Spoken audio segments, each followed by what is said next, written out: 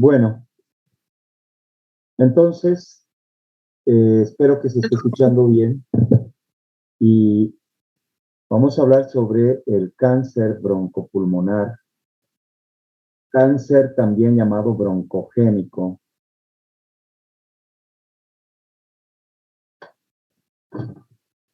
Bien. Es importante hablar de cáncer pulmonar porque es muy frecuente, tal vez el más frecuente, ya les voy a mostrar estadísticas, y lamentablemente llegamos tarde, la mayor parte de las veces. Es letal. Producía hasta más de 1 millón de muertes hasta hace más de 10 años. Y la incidencia ha ido aumentando por 0,5% y tiene muchas explicaciones este aumento de la incidencia de cáncer. Y van a ver ustedes que no es alarmismo, pero está ligado no necesariamente al hábito tabáquico, puesto que ahora el cáncer llamado adenocarcinoma de los no fumadores, que tiene algunas implicancias, ha aumentado, ¿ya? Está aumentando. Y para mí es alarmante, ¿no? Para mí es alarmante porque es frustrante encontrar en estadio 3B o 4 a una gran proporción de pacientes. Fíjense que supera el cáncer de mama, colon y próstata en el varón y en la mujer. Pero nada más, ya van a ver ustedes que está casi en el segundo puesto y en el primer puesto en algunos. Lamentablemente su supervivencia entre 5 y 10% a los 10 años nada más. Y acá les empiezo a mostrar esto que es estadística.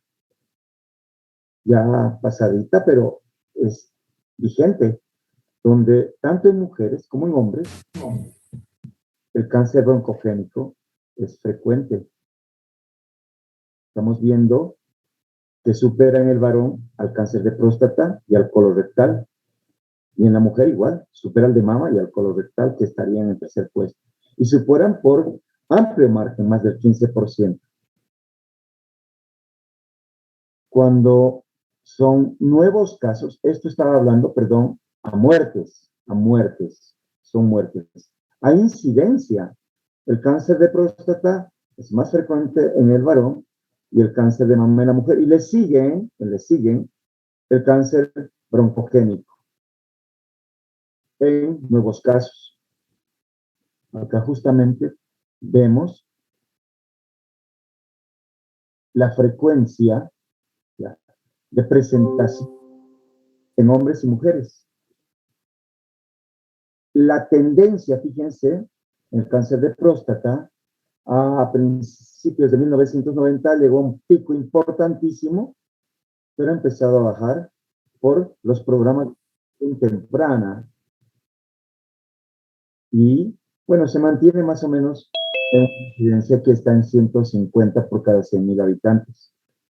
Cáncer de pulmón, sin embargo, en el hombre, ha empezado, digamos, a un declive, probablemente por las campañas antitabáquicas de los países, el programa Marco, etc.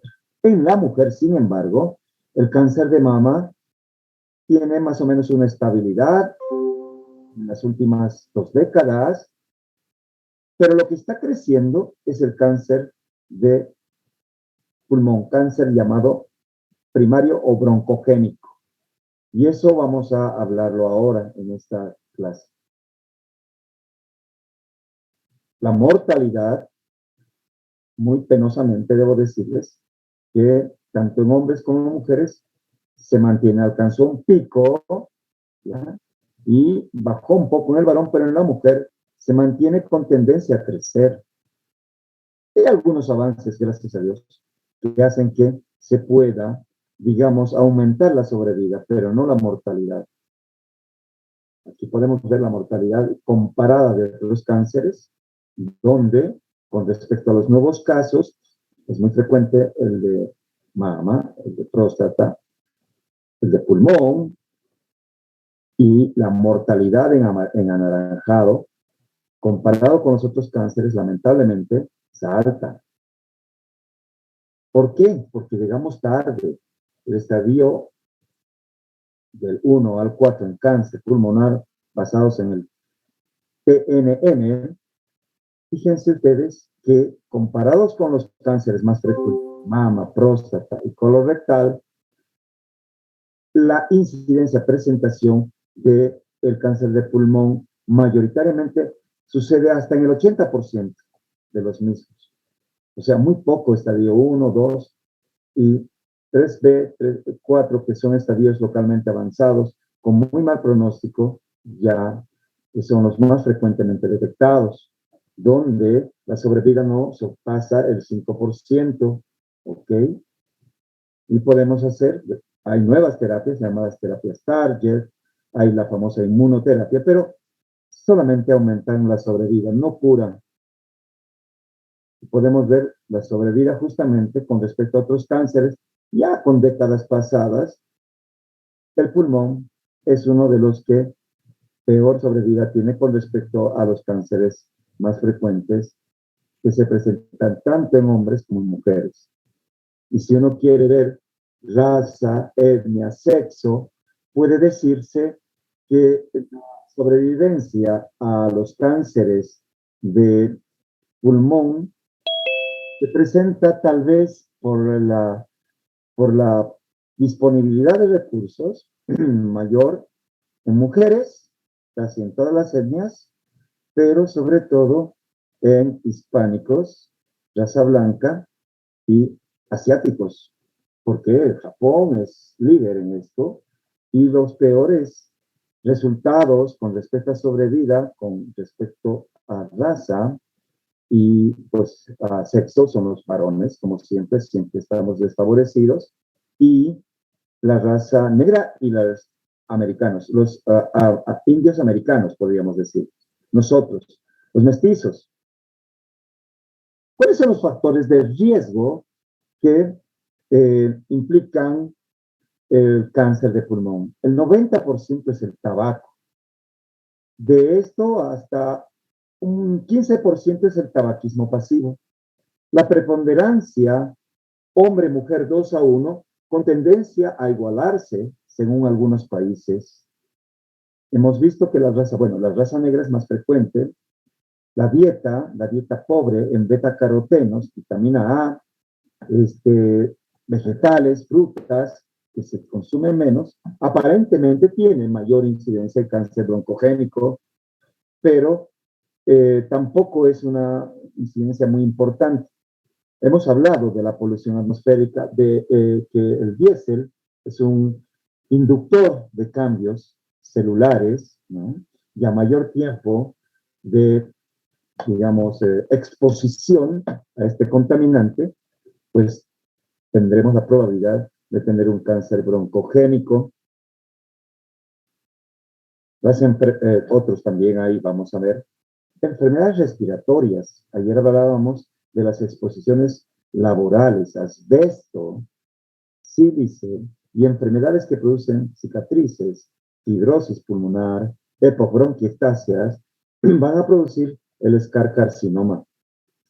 Hay una predisposición que la vamos a analizar, que es según si hay un familiar de primer grado, familiar de segundo y tercer grado, de 2 a 6 veces si hay un familiar de primer grado con antecedentes de cáncer,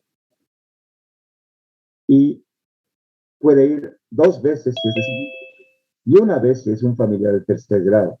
Y hemos hablado de el gas radón, que quiero enfatizar un poco en el tabaco y en el gas radón. Ayer habíamos hablado del asbesto, su fibra, esta forma tan serpentinosa que permite alcanzar los espacios celulares, inducir reacción fibrogénica, y esto se multiplica cuando el paciente además fuma.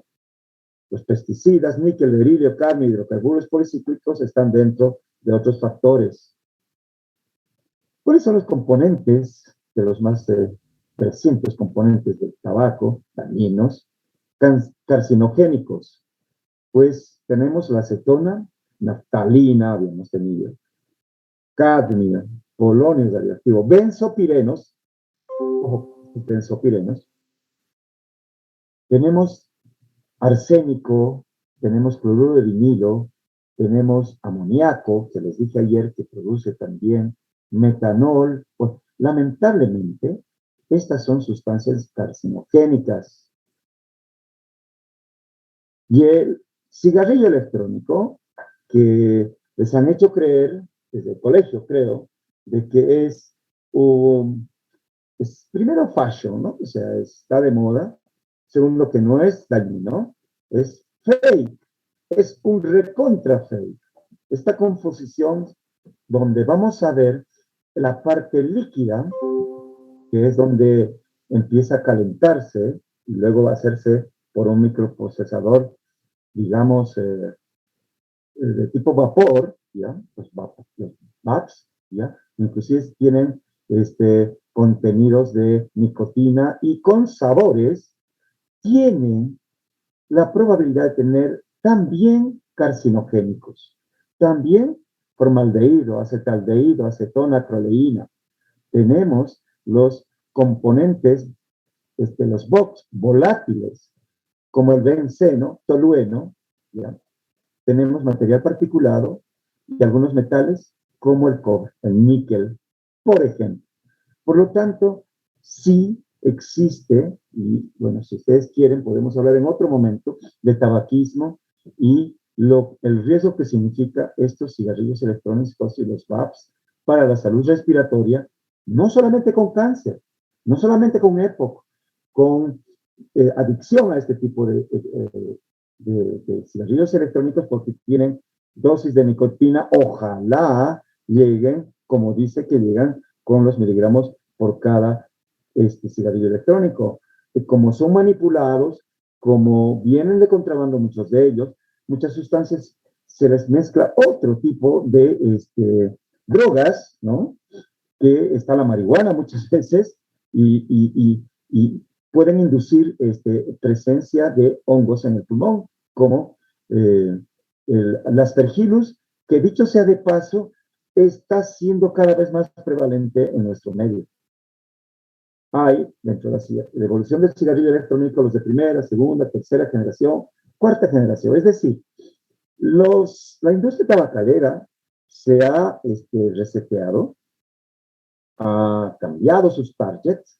Bueno, en realidad siempre los targets son los ingenuos y los más ingenuos, como ustedes saben, son los niños y los adolescentes, ¿no? Ahí viene justamente esta publicidad que es por redes, que llega muy fácilmente a estas personas que están en un estado, podríamos decir, de inestabilidad en la formación de su personalidad, haciendo que entren en lo que llamamos snobismo, ¿no? La moda. Y los desechables, luego de los precargados y recargables, los tanques son mods, los mod pods, pod mod, quiero decir, son los cigarrillos electrónicos que tienen el mismo componente, es decir, una pieza para inhalar, una sustancia para contenido líquido para vaporizar con el microprocesador y una batería. Entonces, ¿será solamente que el pulmón se da en los fumadores? La respuesta definitivamente es no.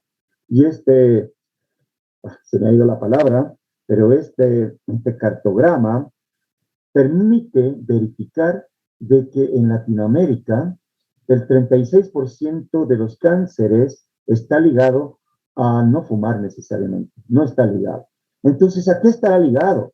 Tal vez con estas sustancias podemos concientizar primero a ustedes, estimados alumnos, y después a la gente. A contaminación ambiental. ¿Vieron hoy cómo está Cochabamba? Bueno, aire rojo, café en el ICA. Y bueno, sigue la historia. Exposición al asbesto. Ayer les hablé el riesgo inadvertido de exposición al asbesto. Arsénico en el agua, humo de leña. Pero también voy a mencionar las presencias de los grandes edificios, los edificios enfermos por el gas radón de las excavaciones en territorios graníticos que tienen uranio, que es la degradación justamente de este.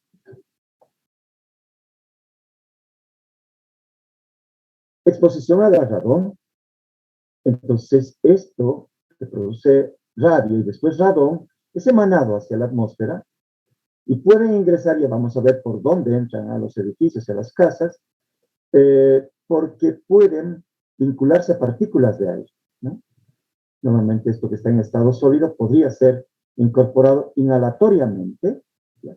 Y ser responsable, según la Organización Mundial de la Salud, hace más de 10 años, como una segunda causa en Europa, en Madrid, en España, de cáncer de pulmón, del 3 al 14%. ¿Cómo? ¿Cómo entra a tu casa? Entra a tu casa justamente por el agua, por el agua subterránea, reservorios, ¿ok? Que pueden incorporarse justamente a el agua que tú lo tomas y o que tú, digamos, lo que estás expuesto en tu baño. Hay, como siempre, recomendaciones de la Organización Mundial de la Salud que no le permiten superar los 100 berkelios por metro cúbico de aire, ¿ya? Porque esto debería monitorizarse y esto llamó la atención de ustedes, a ver si estamos haciéndolo en Cochabamba, haciéndolo en Bolivia. Entonces es un poco, ustedes que son futuros profesionales de primer nivel, ojalá ministros de salud, ojalá tomadores de decisión, tengan una mente amplia, que no solamente sea el perfecto narciso que está haciendo tanto daño a la medicina y creo, a la humanidad ahora. Entonces, el acúmulo de la frecuencia justamente de casas que pueden estar contaminadas va justamente en base a la concentración del gas radón que tiene como máximo 100. Entonces, definitivamente hay que ponerlo como algo que debemos vigilar, habida cuenta de la gran cantidad de edificios. Y si uno quiere chequear de qué países tienen este suelo granítico, que tiene uranio, que degrada este gas radón y que forma parte de los contaminantes de interiores, ay, me da pena por México, ¿no? Pero a larga lista de países, sobre todo en Europa, ¿ya? Que va República Checa, va subiendo, ¿ya? Y algunos países, Finlandia, Luxemburgo, superan estos 100 berkelios por metro cúbico de aire. ¿Cómo estaremos acá? La verdad es que se desconoce completamente. Es algo que me encantaría que ustedes le echen una revisada y que siempre forma parte de algo que los empodere correctamente. La predisposición hereditaria. Pacientes o parientes de no fumadores es 2 a 3 veces más. O sea, siempre, si tienes un pariente de primer grado, es más. De primer grado es hasta 2 a 6 veces. De segundo grado con cáncer de pulmón es 2 veces más. Y de tercer grado es 1 punto y pico veces más de cáncer de pulmón. Una capacidad probablemente genética para aumentar la actividad de las enzimas P450, citocromo, oxidasas llamadas aril, estas enzimas hidrocarbono, hidroxilasa y debilsoquinina, que pueden aumentar el metabolismo de los carcinogénicos y aumentar el riesgo de cáncer de pulmón. O sea, es algo que tiene que ver con las enzimas que pueden aumentar carcinógenos y aumentar el riesgo de cáncer. Hay además frecuencia de alteraciones genéticas, ¿ya? En cáncer de pulmón, ya lo van a ver ustedes, hay 2 grandes divisiones, el de células pequeñas y el de células no pequeñas, y se ha podido ver, como van a ver en la carcinogénesis, que hay oncogénesis, prooncogenes, perdón, y genes supresores tumorales mutados. Entonces, entre los genes o oncogenes presentes en cáncer de células no pequeñas, que es el más frecuente, estarían el KRAS, el HER2-Neu y el BCL2. Y en el de células pequeñas, el CEMID y el BCL2, definitivamente. Genes supresores tumorales también mutados estarían presentándose, ahí están su localización en los diferentes loci de los cromosomas. Ustedes pueden ver que tenemos porcentajes de este tipo de mutaciones de genes supresores tumorales participantes en la carcinogénesis, muy frecuentemente en el cáncer más agresivo, el cáncer de células, no de células pequeñas, quiero decir. Y hay publicaciones, esto me acuerdo que lo presenté en Santa Cruz hace más de 10 años, donde se habla que el cáncer ya no está muy, del fumador ya no es el más frecuente, y no es el epidermoide, es el adenocarcinoma, se da más en mujeres, se da por exposición ambiental, el gas radón en Europa, el humo del tabaco de segunda mano, asbesto, vapores, infección viral por papilomatosis, que hay también en vías respiratorias, y esta susceptibilidad genética, ¿ok? Entonces, es importante esto porque hay subtipos reportados y mutaciones con receptores de algo que son los llamados factores de crecimiento o factores que inducen la neoplasia. ¿Cómo es la carcinogénesis? Pues radiaciones, ya les he hablado de los químicos, tabaco y sus diferentes carcinogéneos, virus, papiloma, otros virus, veremos después cómo va con el COVID a posteriori, pero una célula del epitelio respiratorio empieza a tener iniciación con activación de estos protooncogenes o prooncogenes, perdón, inactivación de los genes supresores de los tumores, inactivación de genes antimetástasis. Ya van a ver ustedes que a veces no pasa ni 6 meses y aparecen con estadio 4, o sea, con metástasis. Y después viene la otra fase, promoción y conversión, que tiene que ver con que esta célula iniciada ya con esto que es cáncer, empieza a tener una expansión clonal selectiva, luego empieza, es una lesión preneoplásica, a producir, caramba, los que llegan tarde un poco interrumpen, y empiezan a producir lesiones preneoplásicas, cambios genéticos, y ya tumores malignos. Y van a ver ustedes que pasa mucho tiempo y que una lesión que podría ser llamada in situ, verificada por una broncoscopía hay especial, ya lo vamos a desglosar después, que es con fluorescencia, que puede detectar, en vez de un color verde en la mucosa, un color lila que ya predice que está unas lesiones in situ en la submucosa de algún paciente, que es una lesión temprana.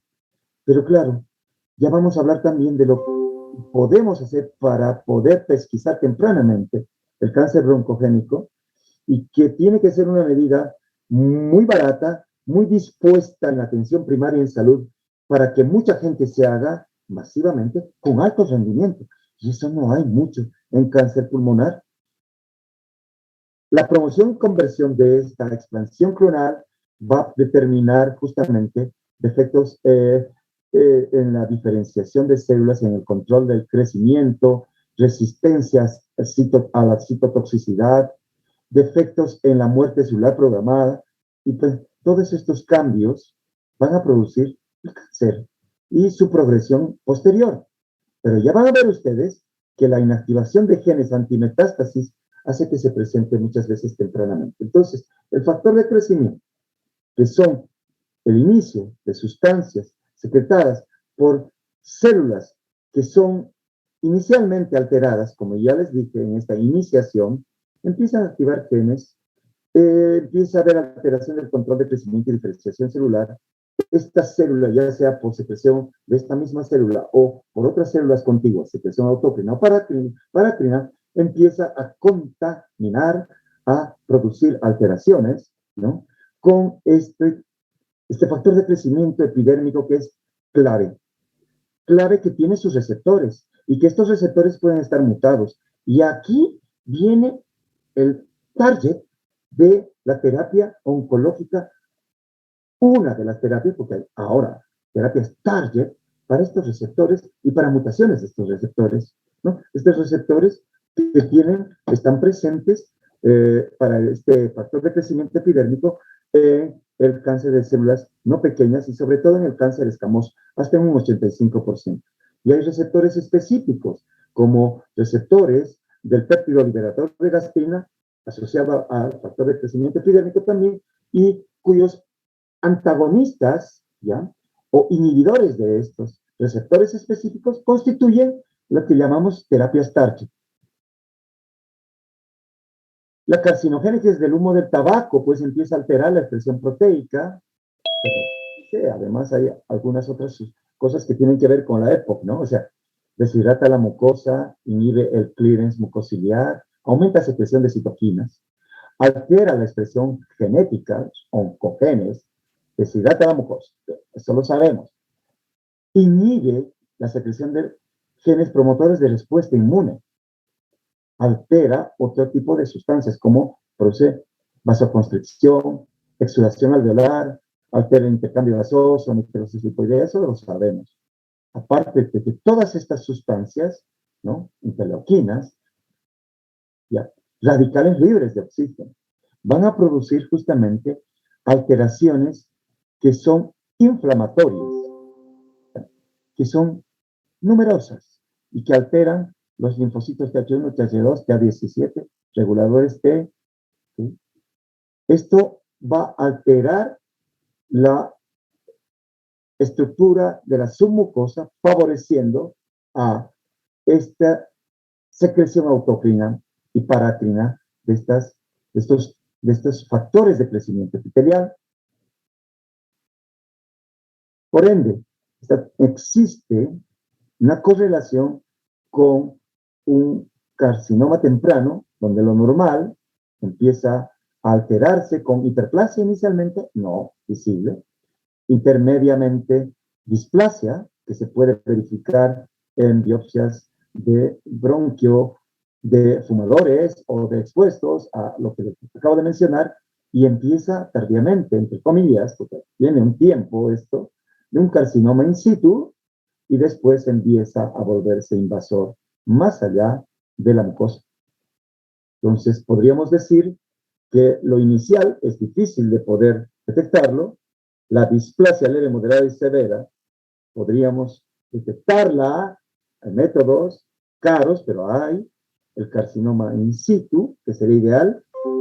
Después, el tratamiento ya para las formas de TNM, estadios 1, 2, 3 y 4, ya serían implicadas próximamente. Hay hallmarks, hay sellos distintivos del cáncer, y aquí están los actuales targets, aparte de estos receptores, esta inactivación de los receptores, competitividad de los receptores, pero se ha podido ver que los hallmarks, donde producen las células tumorales y el tumor, son las siguientes, ¿no? Esto tienen que saberlo. Oncología son principios básicos. Primero hay desregulación energética celular, sostienen una señal proliferativa, evaden la supresión del crecimiento, evitan la destrucción inmunológica por estas sustancias que les había mencionado, interleuquinas, alteración de estas sustancias, de estos linfocitos que anteriormente les dije, permiten la inmortalidad replicativa, la apoptosis, la muerte celular programada está inhibida. Inflamación promovida por el tumor, por lo mismo que acabo de mencionar, y que ahí también van los targets, activan la invasión, la metástasis, inducen nueva formación de vasos, la angiogénesis, que lo vemos en broncoscopía, inestabilidad genómica y mutación, que ahí empezaría, y resisten la muerte celular. Bueno, todo esto son los sellos distintivos del cáncer donde actualmente se van teniendo la terapia oncológica, que lamentablemente no cura, solamente aumenta la sobrevida. Va a llegar un momento donde lleguemos a curar el cáncer, estoy casi seguro. Pero bueno, falta tiempo y mientras tanto se va cobrando hartas vidas. Sigo hablando. Quiero saber si está bien, por favor, en el chat. Yamil, un like, por favor, si está todo bien. Lo bueno es que tengo gracias. Tengo tiempo indeterminado y voy a hacer una pausita de luego de unos minutos para tomar agua, tomarse un café y bueno, continuamos porque es larguito. Cuando uno va al doctor, le encuentra un nódulo pulmonar. Caramba. Y muchas veces ya tenemos diseminación de los linfáticos en la cadena iliar, ipsilateral, subcarinal, que es una zona, digamos, intermedia. Yo llamo zona intermedia a Ucrania, pues una zona intermedia, estación subcarinal, estación 7, o contralateral, o ya simplemente ya encontramos metástasis. Y eso lo hace bien deprimente. Y les comento que es muy deprimente diagnosticar un cáncer broncogénico. ¿Cuál es el ciclo del vital del cáncer? Y es así, una pequeña, un nódulo, un micronódulo, un cáncer in situ, inicio de la vida tumoral. Tumor visible a la radiografía de tórax. ¿Cuánto tiempo después? ¿Cuántos años después? Muchos tiempo después, dependiendo de todos los factores hallmarks. Y cuando es visible o ya aparece lo que llamamos masa, una cosa es nódulo, 3 centímetros, y otra cosa es masa, más de 3 centímetros en radiología, es cáncer. Y casi siempre tiene un kilo de peso. Es una cosa como una naranja. ¿Vale? Puede aparecer metástasis. Aquí ya puede haber metástasis y aquí más riesgo de metástasis. En cualquier momento del ciclo de la visualización radiológica o no de este tumor, ya pueden haber metástasis por estas sustancias que suprimen la inicial de la posible metástasis. Partiendo, después vamos a hablar un poco de lo que son las mutaciones, ¿ya? En la terapia. Hablamos de la parte histológica, que esto está, digamos, lo vamos a aprender, a repasar, porque en patología está, que es los cánceres de acuerdo a la histología, ¿no? Ahí están presentes la clasificación de la OMS, que vienen el adenocarcinoma, que actualmente se divide en lesiones preinvasivas, ¿ya? Como la hiperplasia atípica adenomatosa, adenocarcinoma in situ. Luego está el adenocarcinoma mínimamente invasivo, variedad mucinosa, no mucinosa. Está el adenocarcinoma lepídico. Está la variedad acinar, papilar, micropapilar, mucinoso, coloide, fetal, entérico. ¿Ok? Carcinoma escamoso, como lesiones preinvasivas, que se conoce in situ, queratizante y no queratinizante. Tenemos los tumores neuroendocrinos, que son lesiones preinvasivas, ¿no? Como la hiperplasia de células neuroendocrinas, células de Kulczynski, difusas del pulmón, pero ahí empieza a aparecer ya el cáncer no preinvasivo de células pequeñas, ¿ya? De células pequeñas combinado, el neuroendocrino de células grandes, el carcinoma neuroendocrino de células grandes combinado con tumor carcinoide, típico y atípico. El tumor, carcinoma de células grandes, adenoescamoso, plemórfico, y bueno, mucho menos frecuentes, el carcinoma de células grandes, no clasificables, tipo de glándula salival, mucoepidermoide, adenoide quístico, sobre todo en tráquea, y el epitelial o mucoepitelial. Pero claro, esto no nos da, con suerte, un patólogo experto. La clasificación, ¿no? Aquí se las vuelvo a pasar, son lesiones preinvasivas, displasia in situ, epiteliales invasivos, el escamoso, que es el segundo, el adenocarcinoma, de células grandes, neuroendocrinos, adenoescamoso y de células pequeñas, puro combinado para simplificar. Los pleomórficos, el carcinoide y el de tipo glándula salival. La incidencia, antes era el escamoso, ahora lo es el adenocarcinoma. Antes era el ligado al tabaco, ahora no lo es. Puede haber asociación con fumadores pasivos de segunda, tercera mano. Después están el escamoso, el no especificado, bueno, el de células pequeñas, ¿no? Y el de células grandes. Y eso está casi en todos los países, en las publicaciones grandes. Aquí en Estados Unidos, adenocarcinoma. En Asia, Singapur, Hong Kong, adenocarcinoma. Alemania, adenocarcinoma. Más reportes de Europa y de Estados Unidos, adenocarcinoma. Y los subtipos histológicos, ¿no? El bronquiolo alveolar, epidermoide, células grandes y células pequeñas. Hay manifestaciones moleculares aliadas, por si acaso, en los cánceres de no fumadores comparado con los de fumadores. Fíjense, lamentablemente, los marcadores moleculares están mucho más asociados en los de no fumadores. Entonces, podríamos decir que hay una importante asociación con la parte hereditaria y genética. La frecuencia de mutaciones lo veremos en el tratamiento, pero fíjense que se ve muy frecuentemente en no fumadores mutaciones de este receptor del factor de crecimiento epitelial, que es uno de los importantes agentes iniciadores de la transformación neoplástica, y también de otros, como el KRAS. Insisto, el P53 también está alterado más en los no fumadores que en los fumadores.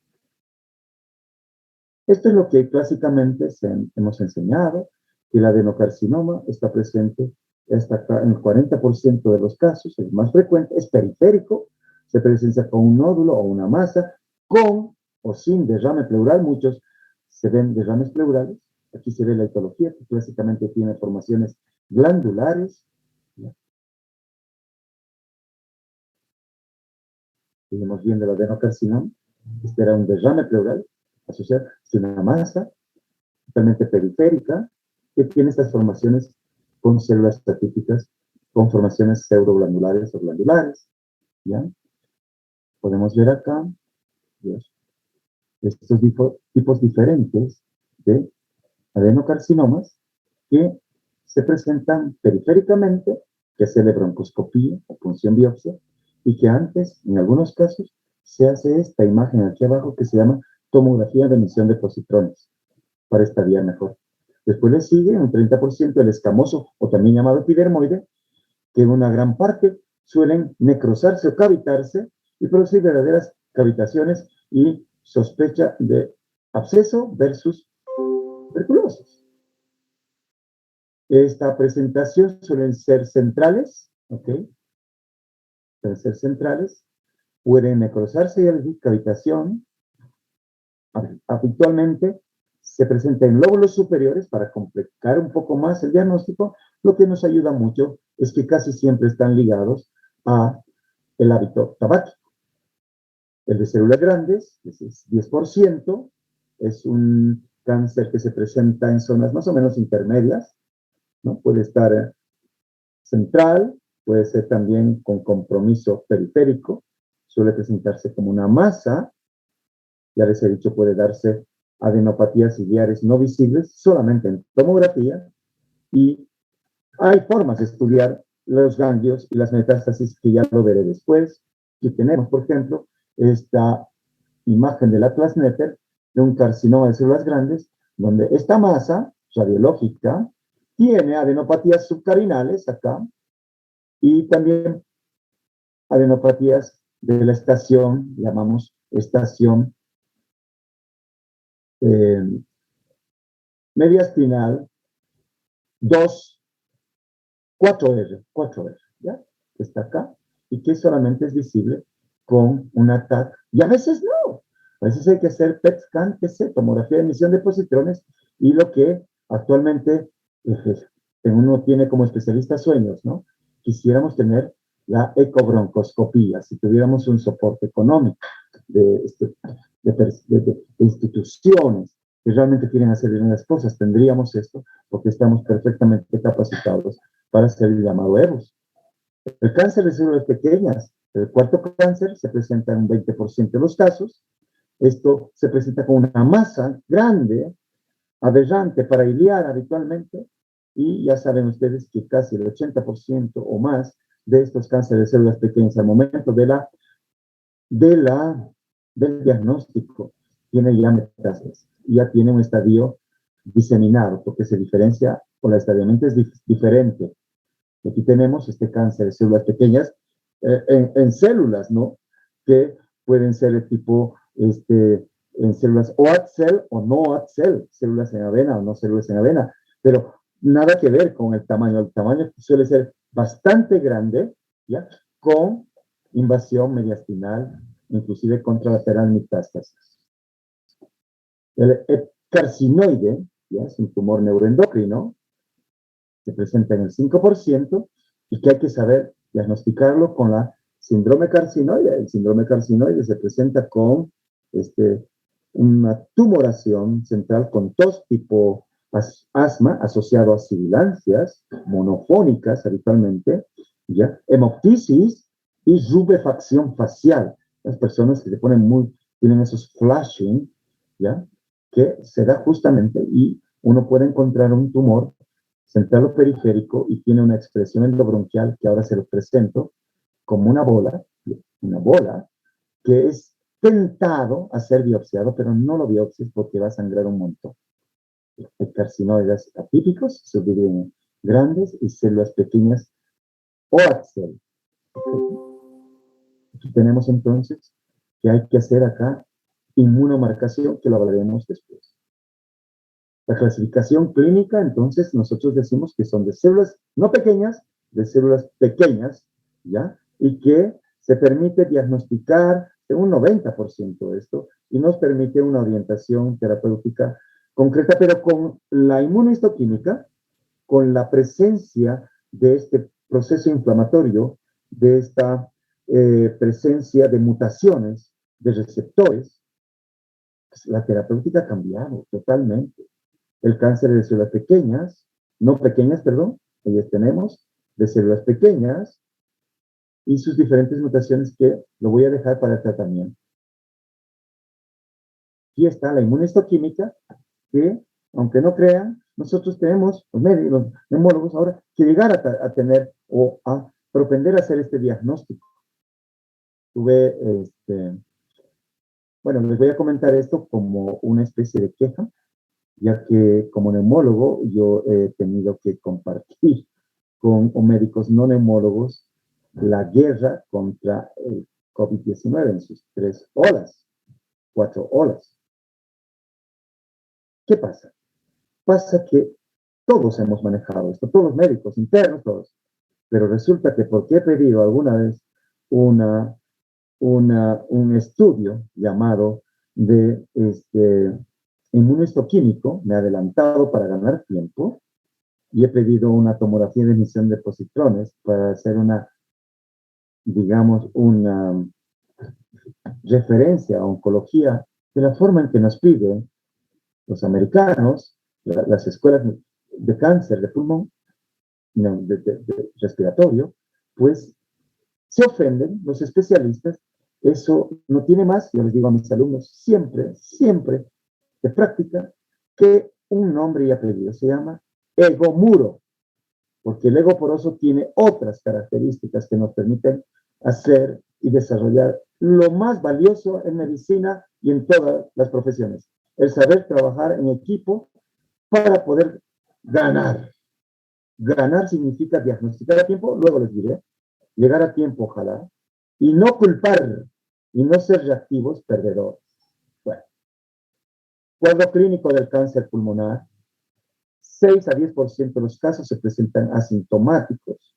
Los síntomas llamamos síndrome de constitucional o síndrome constitucional, es la pérdida de peso, astenia, anorexia, arinamia.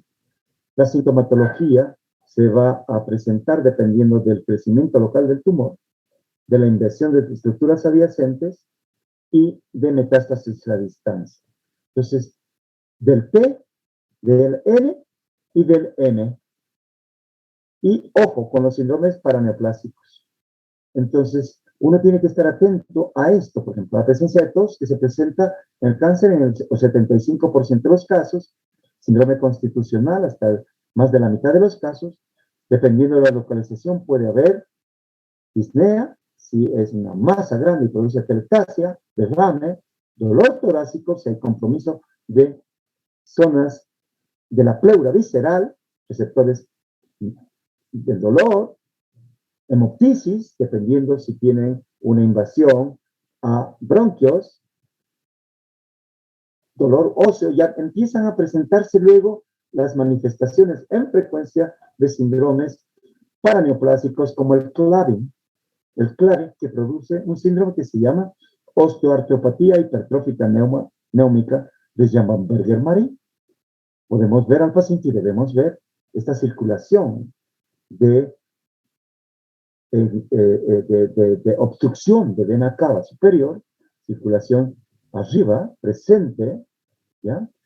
Con ingurgitación yugular no colapsable, con facies que son abotagadas, ¿ya? Presencia de síndrome mediastinal, y ahí vamos a entrar en pura semiología, pero no quiero complicarme, porque síndrome mediastinal produce, dependiendo si los ganglios o el tumor están afectando el recurrente laringio, están afectando el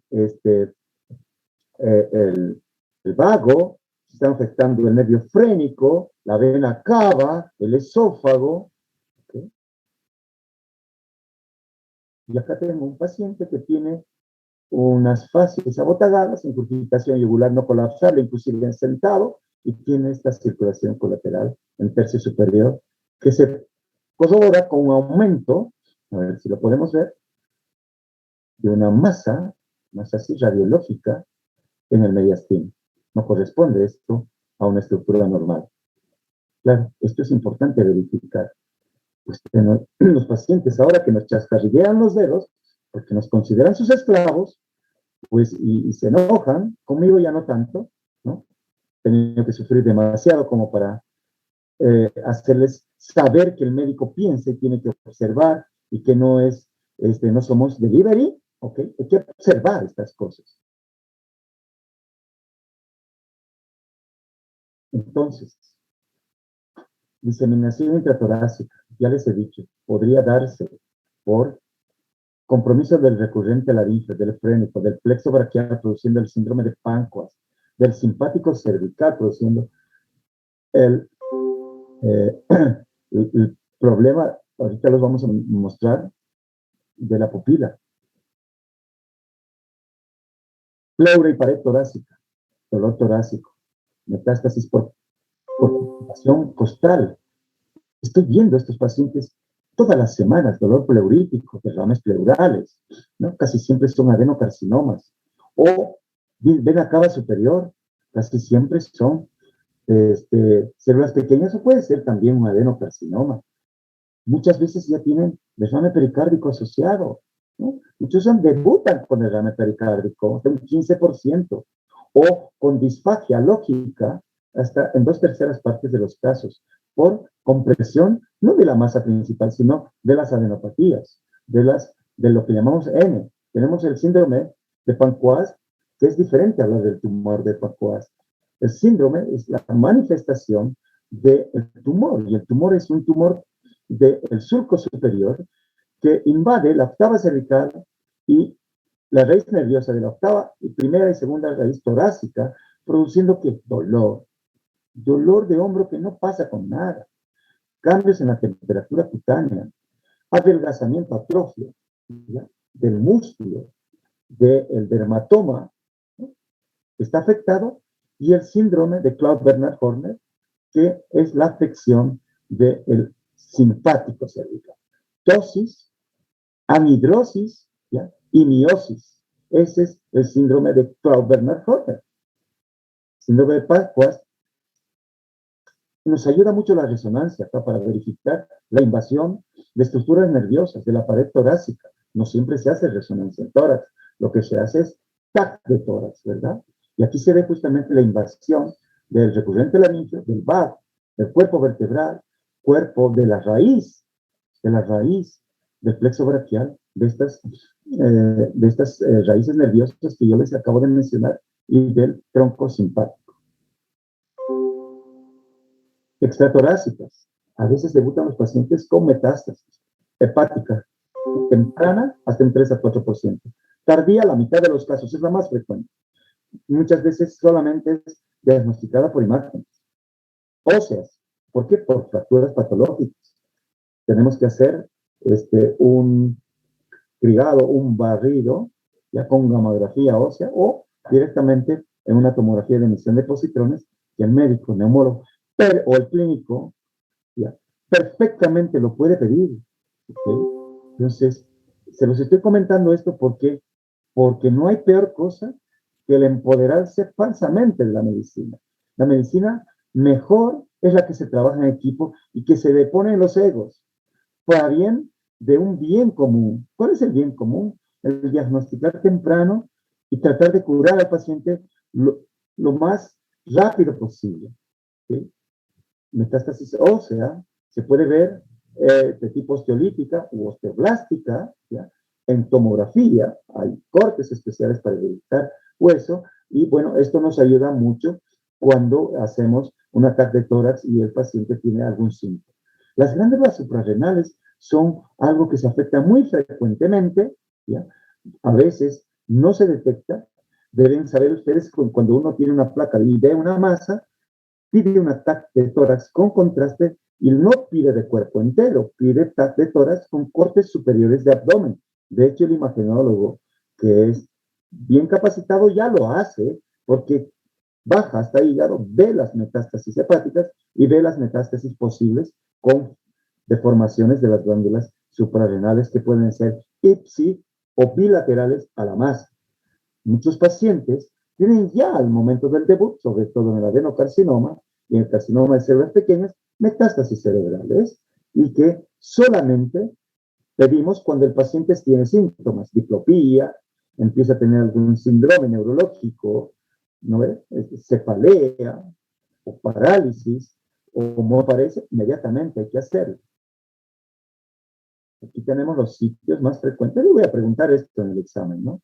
De metástasis, que dicho sea de paso se presentan en algunos cánceres de inicio.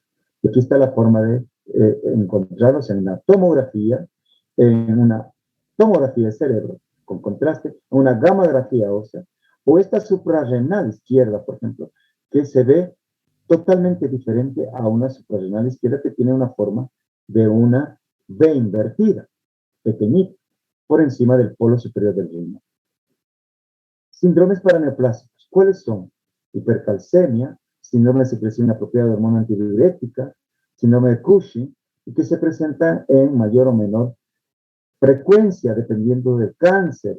Un cáncer de células pequeñas habitualmente tiene más tendencia a ser síndromes paraneoplásicos, sobre todo el síndrome de secreción inapropiada de hormona antidiurético que causa con hipomonatremia, que tiene un volumen, digamos, del plasmático, un volumen extracelular, no de sobrehidratación ni deshidratación, es una producción tumoral ectópica por estas células de la hormona antidiurética. Después tenemos el Cushing, que también produce ectópicamente y que se puede ver en el carcinoide o carcinoide atípico con formación de ACTH, que se ve en el 50% de los pacientes. Por eso se ven con fascias cushinoides y muchos tienen el llamado flashing. ¿Okay? También se puede ver en el cáncer de células pequeñas. Y en el escamoso se ve más frecuentemente la hipercalcemia, ¿ya? Y que, bueno, no siempre es diagnosticada en su momento. Las metástasis pueden ser, en este caso, osteoblásticas. El claving, el dedo, el palillo de tambor, se presenta en los cánceres escamosos y adenocarcinomas por alteración, se cree, ¿ya?, de tejido en la matriz mundial, y cuando se asocia este claving a una hipertrofia del periósteo en la radiografía de manos comparativa, estamos pensando en que se está secretando hormona, paratormona, también por células tumorales, para neoformación del periósteo.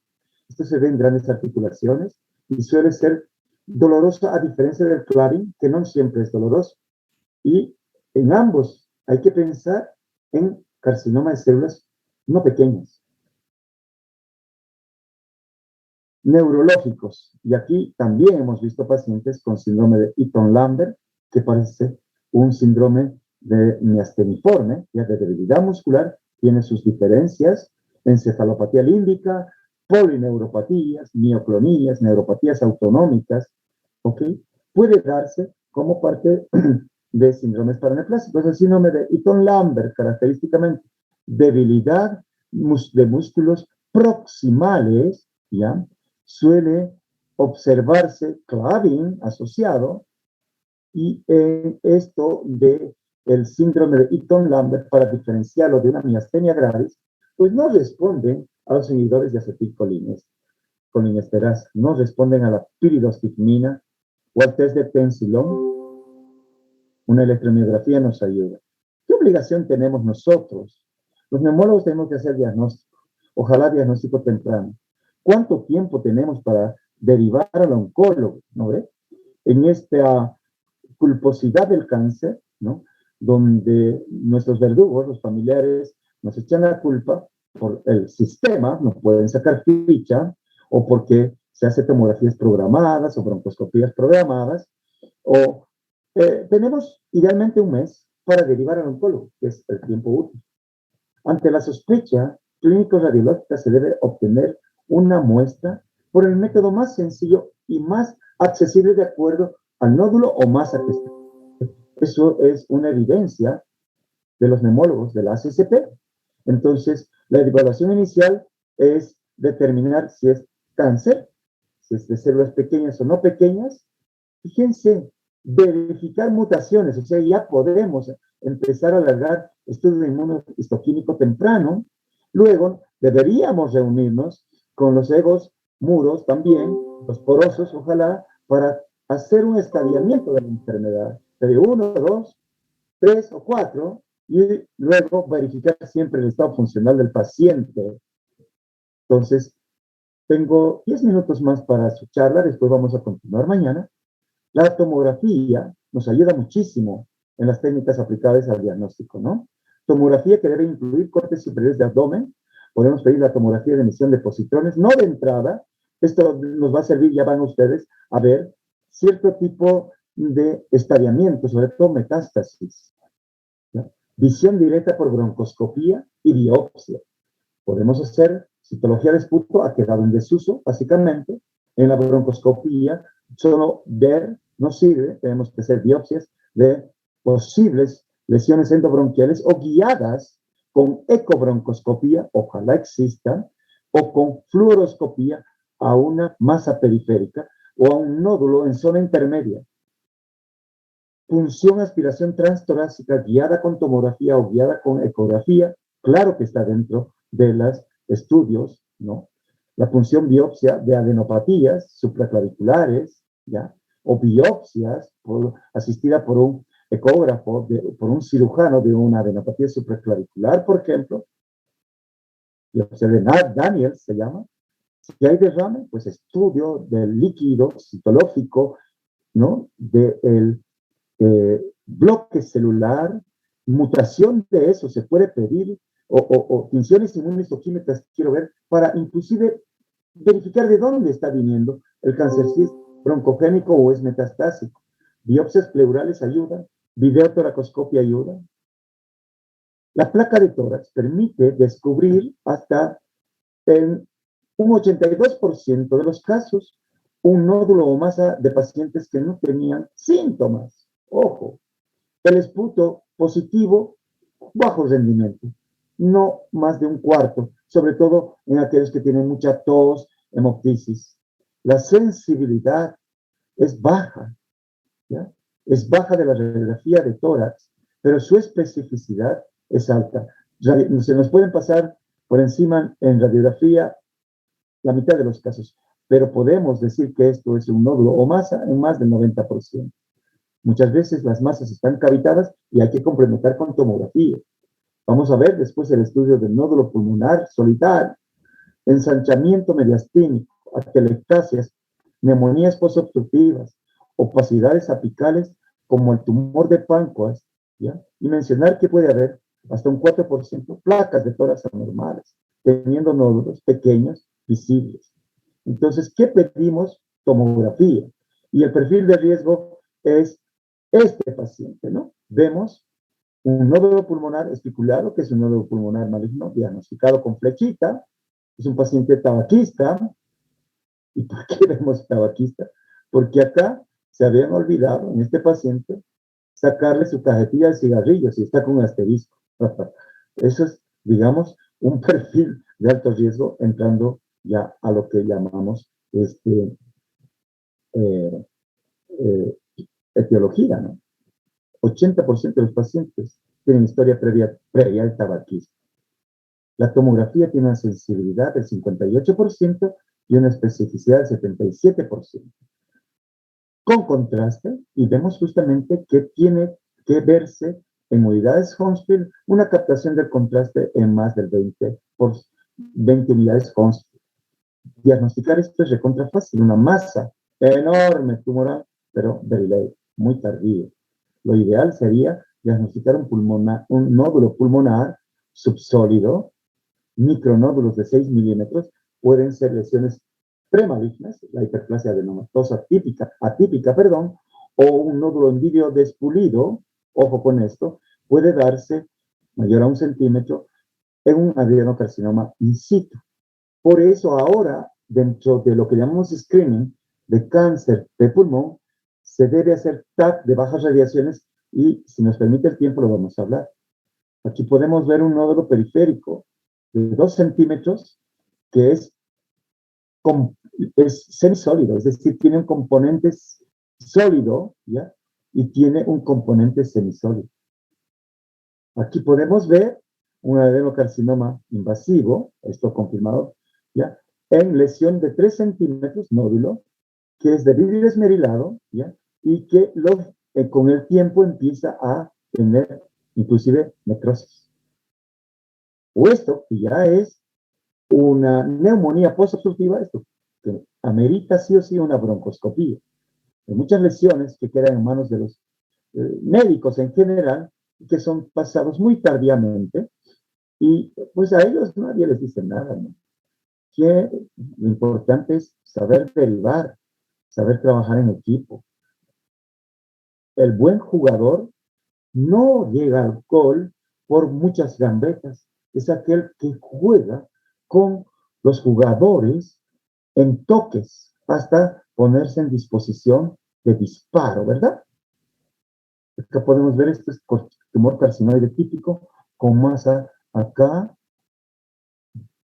difícil ver en una ventana llamada parenquimatosa, pero sí podemos ver en una zona de lidio donde el imagenólogo, que normalmente yo trabajo, pero en comunión se puede decir, estoy casado con el imagenólogo y con el patólogo y con el oncólogo difícil, porque el oncológico del hospital está lejos, pero bueno, ahí vienen las discrepancias cuando se forman pequeños búnkers donde todo lo malo empieza a crecer y todo lo malo significa a empezar a endiosarse y hacer un estudio, digamos, o una especialidad inexpugnable, como lo es en algún momento la terapia intensiva.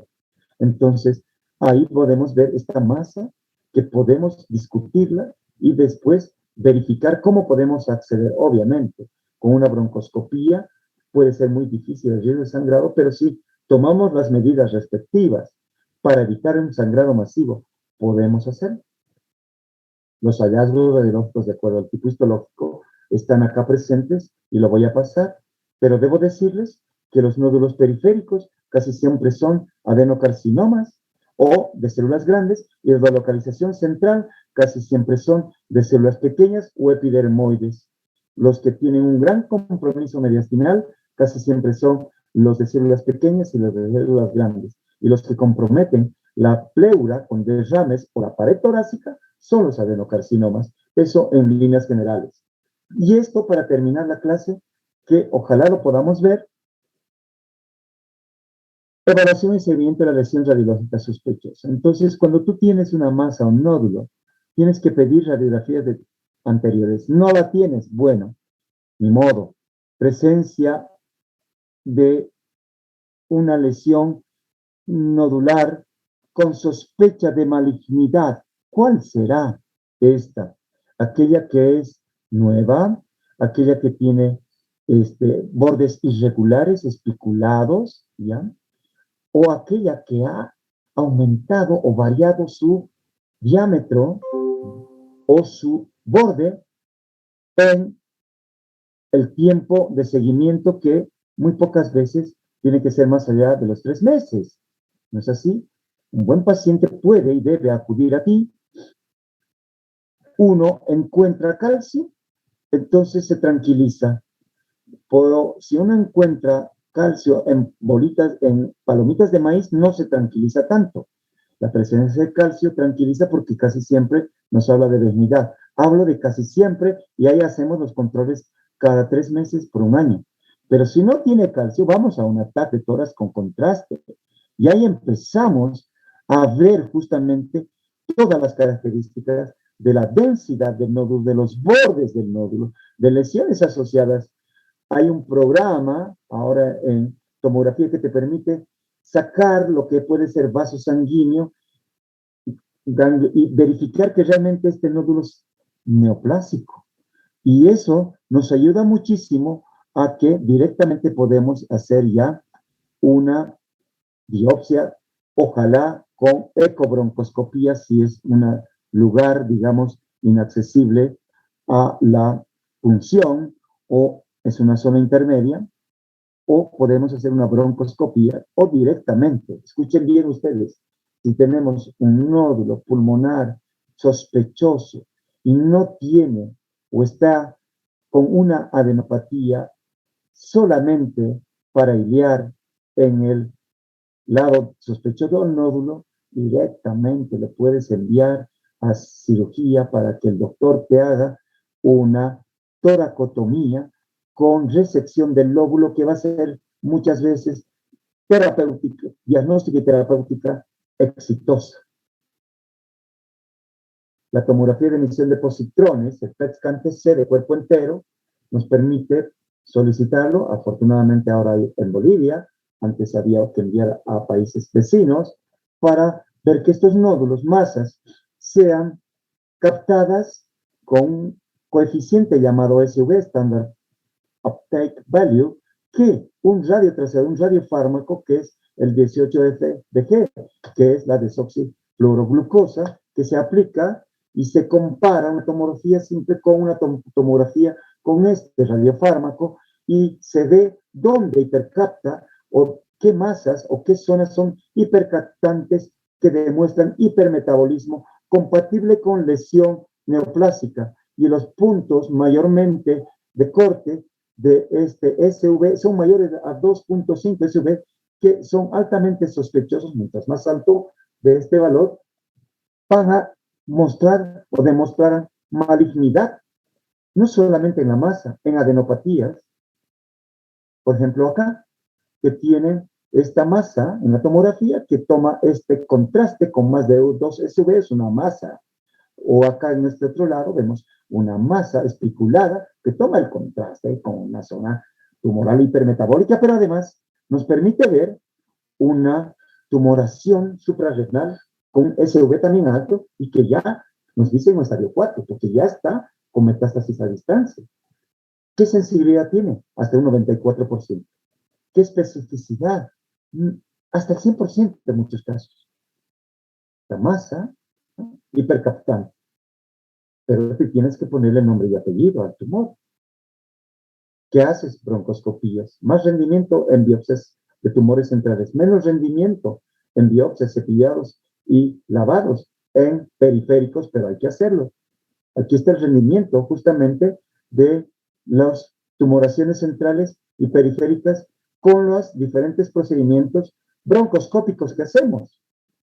El lavado bronquial en cáncer de pulmón nos sirve un poco para el cáncer periférico, ¿ya? Pero, ojo, va a depender, digamos, de el tipo de cáncer. En el carcinoma, que parece una neumonía, que es la variedad bronquiolo-alveolar, tiene un 90% si haces un lavado broncoalveolar o una biopsia transbronquial guiada con fluoroscopía. Si es un nódulo periférico, no llega ni a un cuarto de probabilidades de diagnóstico porque no tenemos un apoyo de guía a bronquios más allá de la tercera generación y tenemos que llegar, si tuviéramos, broncoscopios guiados con ecografía para ver justamente en zonas intermedias dónde podemos hacer. Y hay otro programa que se llama navegación magnética que ojalá llegue a nuestro medio. El cepillado bronquial es una forma de hacer la citología de una lesión central ¿ya? La biopsia, ¿cómo hacemos? No tenemos que hacer del centro porque hay necrosis, sino de la periferia. El rendimiento es alto si el tumor es como esto que vemos, ¿no? Pero doctor, ¿por qué no ha dado el diagnóstico? Porque no era visible broncoscópicamente. Tengo que hacer una ecobroncoscopía o una punción. ¿Qué hacen los pacientes? Desaparecen. Entonces, esto tiene que partir de aquí, de una educación primero de los colegas, porque los colegas que hacen medicina, ¿no? No derivan a los pacientes, no trabajan con los médicos. Lamentablemente, esto ha reseteado la pandemia y ahora hay un fake empowerment. Entonces, va a depender el error del sitio donde tomas la biopsia. Si tomas muy periféricamente de la lesión necrótica, etcétera, si hay expresión endobronquial o no, para que llamemos falso negativo. Y estas son las lesiones broncoscópicas que con suerte encontramos y biopsiamos y tenemos rédito diagnóstico. Hacemos transbronquiales guiadas con fluoroscopía cuando el nódulo o la masa es periférica, como acá, con uso de fluoroscopía. ¿Encarece? Un poco encarece. Como les digo yo a mis alumnos, ¿cuánto cuesta tu vida? ¿Cuánto cuesta diagnosticar tempranamente? Hacerlo tempranamente. Tenemos rendimiento de tumores primarios, 60%, y metastásicos, más del 50%, ¿ya? Si son grandes o pequeñas, el rendimiento va a ser mayor o menor. El cepillado puede aumentar el rendimiento. Y acá tenemos justamente las PNTDA, que es las funciones transbronquiales guiadas con fluoroscopía para estudio citológico de algunas masas que pueden ser realizadas con apoyo fluoroscópico. Localización de lesiones periféricas difícil, porque por más de que tú creas que estás en una lesión, esto es en una sola dimensión, ¿no? Alto-bajo, ¿ya? Pero no tienes la otra dimensión donde puedes y debes guiarte a esta nódulo sobre todo, y ahí es donde tenemos falsos negativos. El lavado nos ayuda, el cepillado nos ayuda. La biopsia percutánea con UPAF sirve para tumores periféricos. ¿Hay un riesgo? Siempre hay un riesgo. El que practica tiene riesgo. Hasta un neumotórax cuando la lesión no está pegada a la pared torácica. ¿Puede sangrar? ¿Puede sangrar? Claro que sí. ¿Qué podemos hacer? Pues esto es algo donde se hace una punción biopsia de una lesión del lóbulo superior, pero hay un espacio de ahí a acá donde el riesgo de neumotórax es alto. Guiada con fluoroscopía o tomografía, minimizamos, pero existe. Afortunadamente, ese neumotórax no supera habitualmente el 20% y puede internarse el paciente y con oxígeno reabsorber el neumotórax.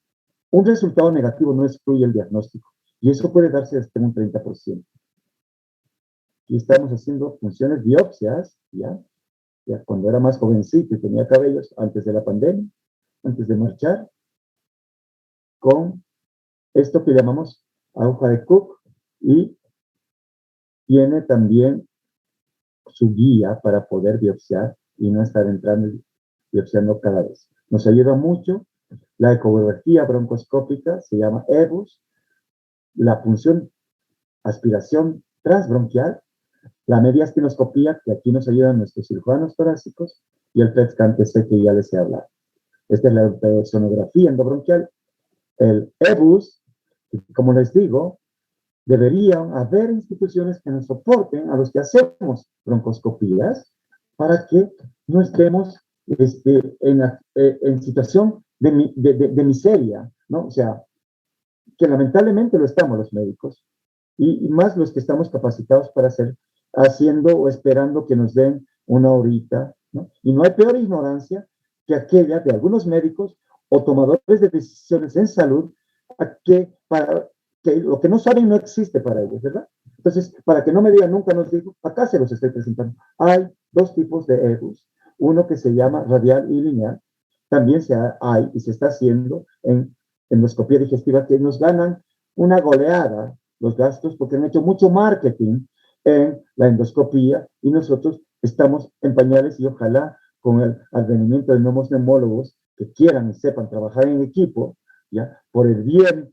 de uno y de la comunidad y del entorno, pues tengamos que hacer esto porque son equipos bastante onerosos y su reparación y el mantenimiento también. Entonces, se hace ultrasonografía esofágica para algunos ganglios la estación 9, que es una estación justamente paraesofágica, y el radial y el lineal nos sirve para ver justamente detección temprana de un bronquio que no tiene una expresión endobronquial, pero que con la aplicación del EBUS podemos guiarnos para tomar una biopsia correctísima de la zona, ¿no?, delineada, como acá o acá. Nos permite ver el espesor de la mucosa, el cartílago, de la denticia. Esa es la ventaja de este procedimiento híbrido, broncoscopía con eco, ¿no?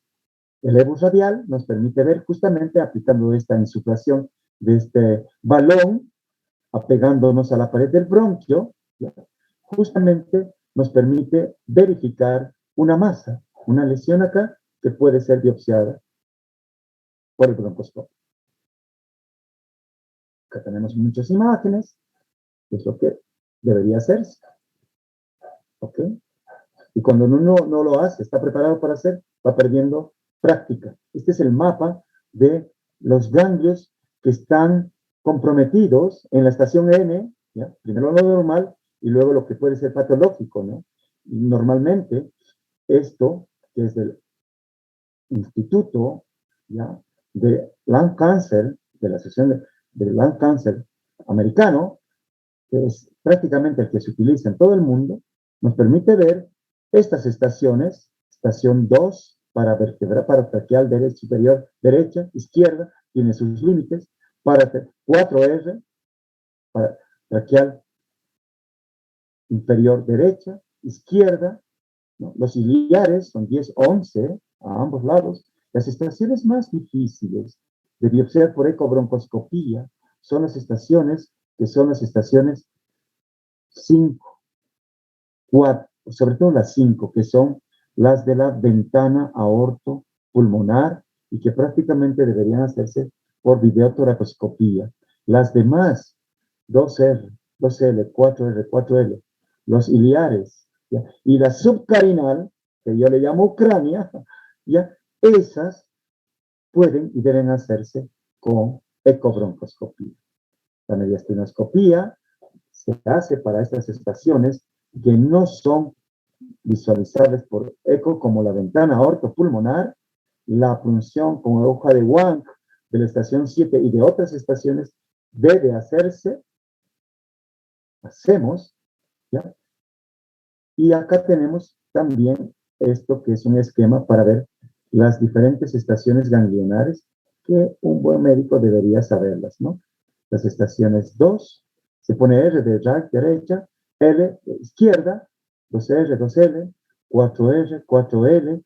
Después tenemos la de la ventana aortopulmonar, bueno, la del nervio frénico es la estación 3, la estación 5 y 6, ¿ya?, son las estaciones de la ventana aortopulmonar, bien difícil de ver, están cerca al conducto arterioso o el ligamento arterioso, y algunas están cerca a la arteria pulmonar, de ahí que no se puede hacer por EBUS, pero sí se puede hacer la estación 7, la paraesofágica, el ligamento pulmonar por EUS, sobre todo la paraesofágica, se puede hacer, y las otras estaciones 10, 11 y 12 por EBUS también se puede llegar en manos expertas.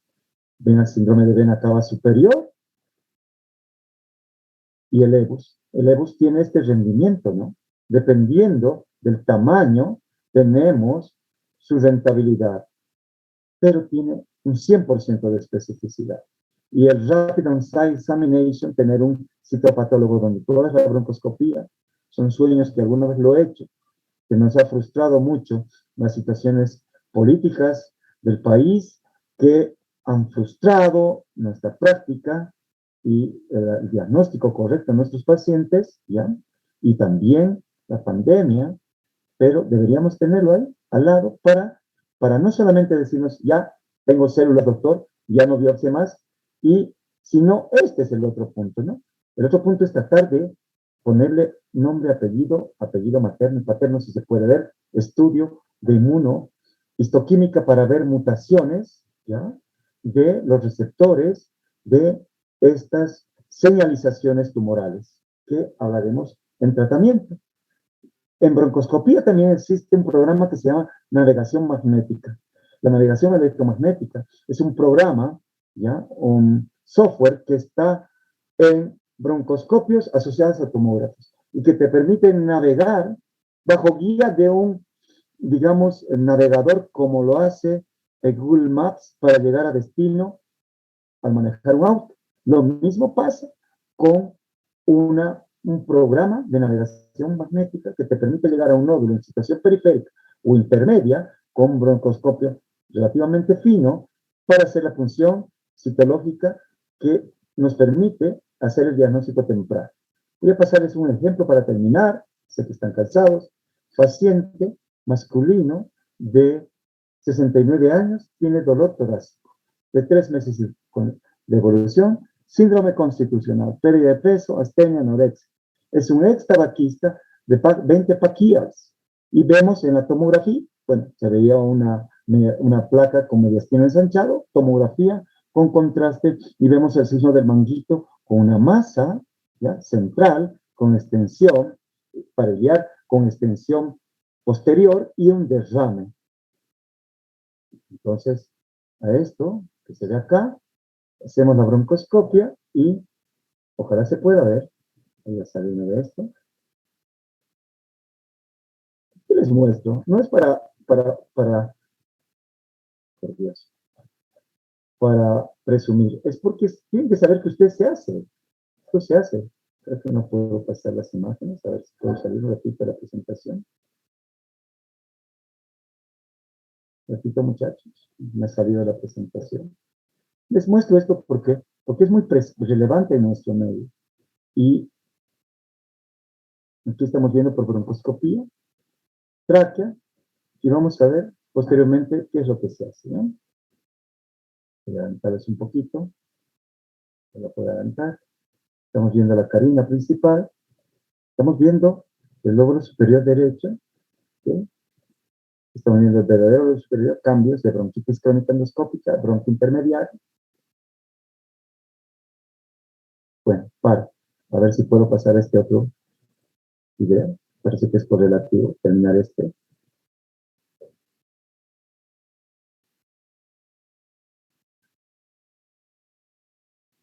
Bueno, lamentablemente no sé qué tengo con el este, pero acá se ve en este otro video la biopsia que hemos tomado de esta zona, ¿no?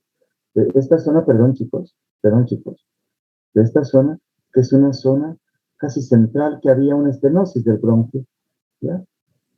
¿Y qué resultado uno esperaría un cáncer con compromiso central? Que sea un epidermoide, ¿verdad? O que sea en un estabaquista uno de células pequeñas. Sin embargo, la biopsia me ha salido que es un fragmento pulmonar compatible con adenocarcinoma, poco diferenciado. O sea, no siempre lo que uno encuentra en lo que dice en los libros es lo que se encuentra. O esta, femenina de 61 años, tos y hemoptisis escasa, pérdida de peso, astenia, anorexia. Nunca fumó ni a su esposo. Y encontramos una masa que parece periférica y que tiene una zona central que parece necrótica. Y aquí parece haber un compromiso, digamos, el compromiso del bronquio del lóbulo inferior. Y si tengo suerte, paso a ver, ojalá lo había editado bien, estaba buscando y preparándolo bien, desde el anterior paciente. Y de esta biopsia me sale carcinoma epidermoide, o sea, todo lo contrario a lo que uno esperaba. En una no fumadora, carcinoma epidermoide. En otro paciente, adenocarcinoma. Suele pasar. Eso es para mostrarle que suelen haber casos que 2 más 2 sale 5 en medicina. Y esto es importantísimo porque nosotros quisiéramos llegar a este 80%, a este gran grupo de pacientes, ¿ya? En estadio in situ, o en estadio 1, estadio 2, estadio 3 a 3, estadio 3, por lo menos acá, estadio 1, para poder curar al paciente, porque tienen sobrevidas más del 90%. Sin embargo, casi siempre, digamos, desde el estadio 2, más en el estadio 3A, 3B y el 4, donde tienen sobrevidas bajísimas, sea la terapéutica oncológica que la seas. Este es el mensaje, ¿no? Yo voy a continuar después. Resonancia magnética se hace muy poco, se hace para el tumor de páncreas mayormente, y vamos a hablar mañana del tumor, de la clasificación o estadiamiento del TNM. Continuamos. Determinar cáncer pulmonar, y nos falta pleura e insuficiencia respiratoria. Sí, voy a hablar con el coordinador. Me encantaría hablar de enfermedades de la altura y de síndrome de apnea del sueño, pero voy a ver cómo andamos de tiempo. Un saludo cordial a ustedes, buenas noches. Y a ver, escucho preguntas, por favor. Sé que la clase ha sido larga. Hola, Yamil. Sí, doctor. Me asusté, porque pensé que a veces me desconecto. No, no hay problema, doctor. Una preguntita de alguien que quiere ir, creo que ya se han ido, ¿no? Si me permite, tendría una pequeña duda, pero tal vez lo responda directamente mañana. Dígame. Era sobre el tratamiento con radioterapia, si esto aplicaría a todas las formas, a todos los tumores que se presentan en lo que es en pulmón, porque tengo entendido que no se puede hacer a todas las formas de neoplásicos, o si se puede realizar. No, pues la radioterapia, que forma parte de tratamiento que puede ser habitualmente neoadyuvante o coadyuvante, está indicada en algunos casos, ya, mayormente en los tumores de páncreas, donde se puede irradiar si hay mucho dolor por infiltración de cuerpo vertebral, es decir, sobre todo es para mitigar el dolor que se hace la radioterapia cuando hay metástasis ósea, un tumor cerca a una pared torácica que duele, ¿ya? Y que puede servir como terapéutica, ¿ya? Que se llama terapia neoadyuvante, que es sándwich. Se puede aplicar quimio, se aplica radioterapia, se circunscribe el tamaño del tumor, calma el dolor en un tumor de páncreas, se hace cirugía y después se hace luego la terapia coadyuvante. Se puede hacer radio si persiste o quimioterapia sándwich, que se llama. Ahí sí serviría como tratamiento. Después, la radioterapia está indicada para infiltración en el estadio 4 de hueso, pared costal, ¿me entiendes? Vértebras, pero mucho no tiene valor, ya lo vamos a hablar después.